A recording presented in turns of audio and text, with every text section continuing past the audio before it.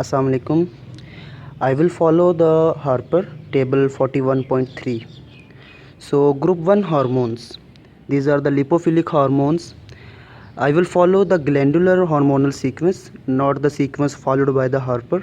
So you should remember all the hormones related to all the glands.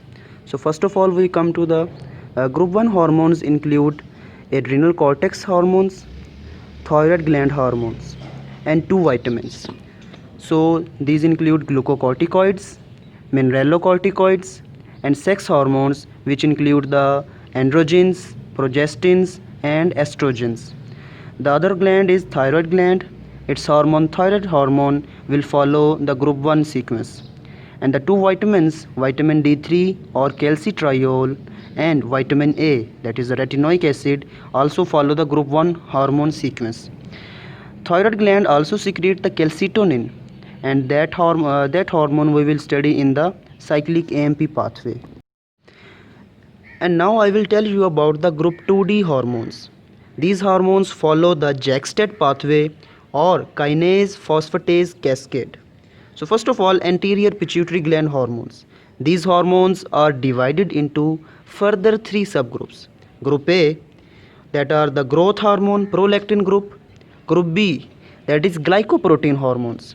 And group C, these are the POMC group. And the group B and C we will study in the cyclic AMP pathway. Group A, that is the growth hormone prolactin group, has three further hormones: growth hormone, prolactin and chorionic somatomamotropin hormone.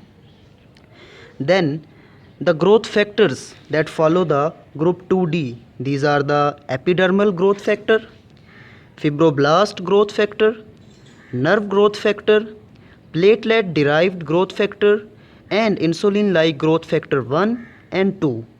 And you can follow the mnemonic PENFINS, IN for insulin.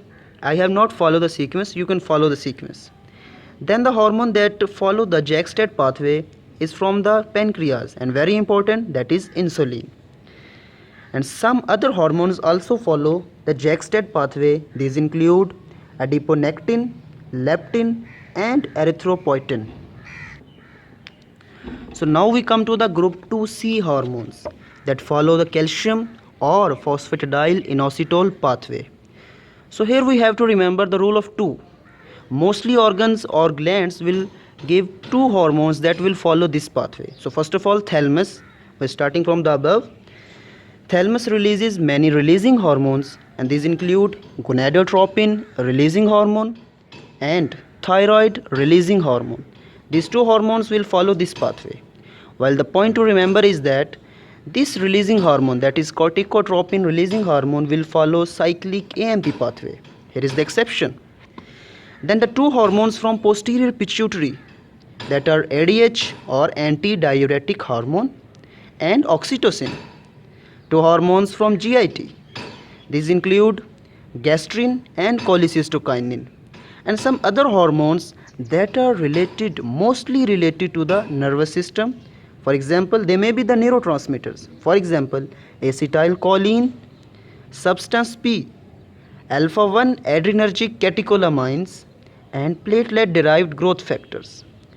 Here one point to remember, alpha-1 adrenergic catecholamines follow this pathway, while alpha-2 and beta adrenergic catecholamines will follow cyclic AMP pathway, and we will study in that pathway.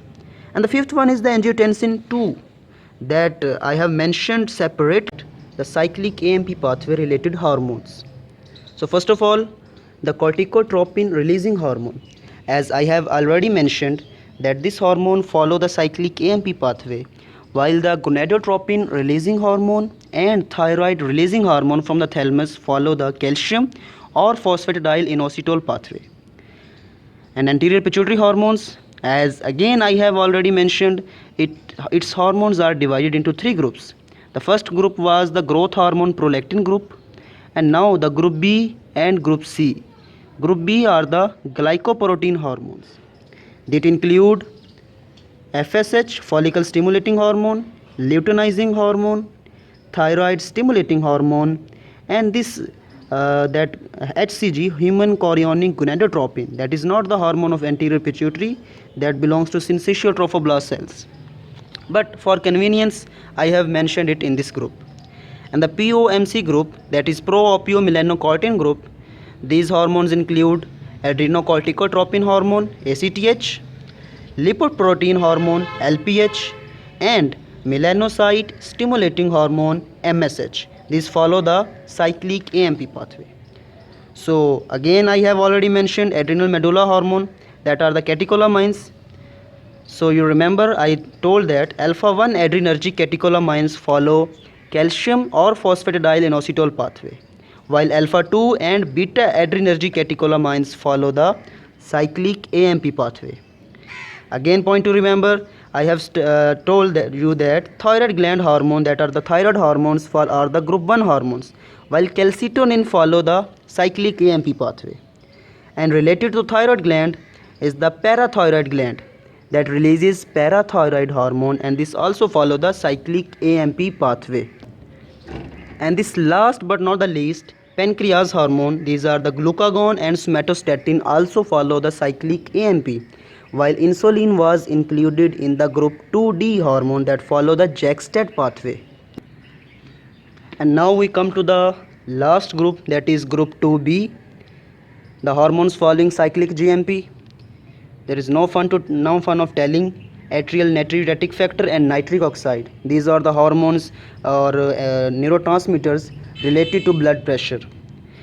Some important points to remember are that ADH follow 2 pathways, cyclic AMP and calcium or phosphatidylainositol. And also the platelet derived growth factor, it follows calcium or phosphatidylainositol pathway or kinase phosphatase cascade or JAK-STAT pathway.